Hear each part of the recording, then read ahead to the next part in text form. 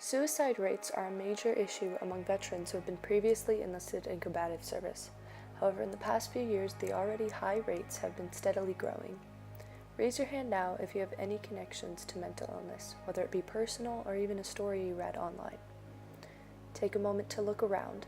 Mental illness can affect almost anyone. Now, take into account the life-threatening dangers and choices active service members go through each and every day. As you watch the following clip, try and place yourself into the situation presented. The first person that came running out of a ditch with a gun was a little boy. And Jason said, "I don't want to kill no kid." And his fellow Marines said, "Take him out." The clip shows a psychologist explaining the story of Jason, who was enrolled in the Marines, just wanting to be able to play his saxophone in the local band. Unfortunately, he wasn't allowed to take his saxophone with him.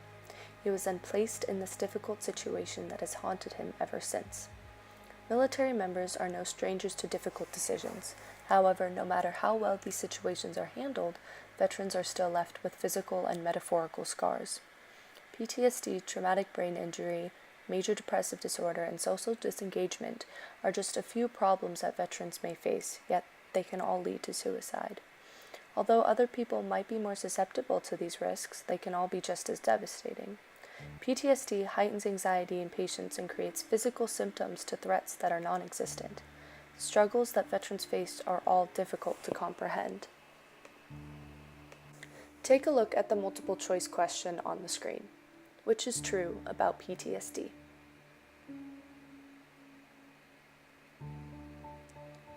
The two correct answers are A and C. If you got both of those answers, can you name the three main PTSD clusters? The most common answer will be no, and this isn't because high schoolers don't know much about PTSD, but the fact that not much is known about mental illness in general. PTSD has only started to be researched, and the discovery of these symptom clusters, consisting of re-experiencing, avoidance, and hyperarousal, are relatively new. Although symptoms of mental illness and ways to treat them are relatively undiscovered, how they develop is easily explained. PTSD develops mainly over time from prolonged exposure to traumatic experiences. Accounts from Iraq explain the terrors that are experienced.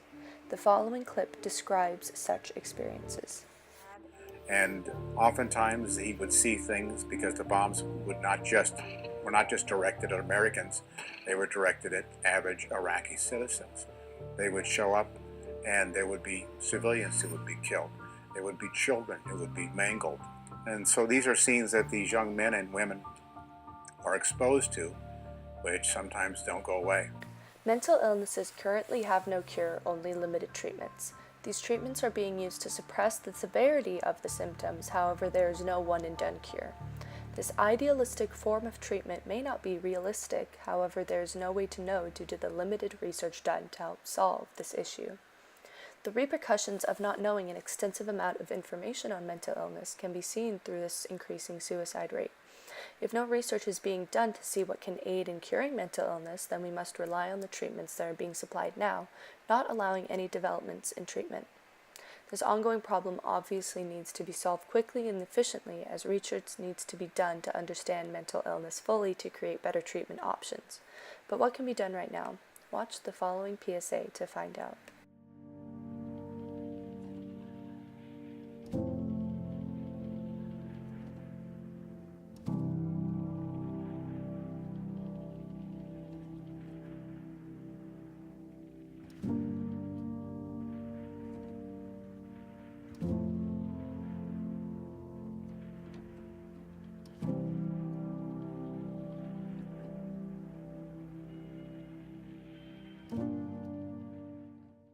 Creating veterans and mental illness as a topic of conversation opens up the ability to deafen the stigma that asking for help is considered weak. Recall a time when you asked for help with anything. What did the person reply? Did they no longer associate with you due to this quote-unquote weakness of asking a question? Hopefully, asking for help did indeed aid you in your issue, as admitting to the fact that you can't do something alone is incredibly brave. Now, big picture. Suicide rates cannot lower just by talking about it. Actions must be put into place to specifically help veterans cope with the transition back into regular society. Their brains have been rewired and need time to shift back into their old routine. Support groups and more organizations need to be put into place to give veterans the treatment and help that they need. Furthermore, research can be done to fill in the gaps of mental illness knowledge to allow a stronger understanding of these complex disorders. Suicide rates among veterans will most likely stay relatively high. However, that does not diminish the demand for change. Pursuing a goal of lowering the military suicide rate can allow a peace of mind to families and friends all around the globe who have active service members. This is a global problem and can affect anyone with any sort of military connotation, no matter how small. Mental safety is pertinent in the coming years to ensure these high suicide rates can decline.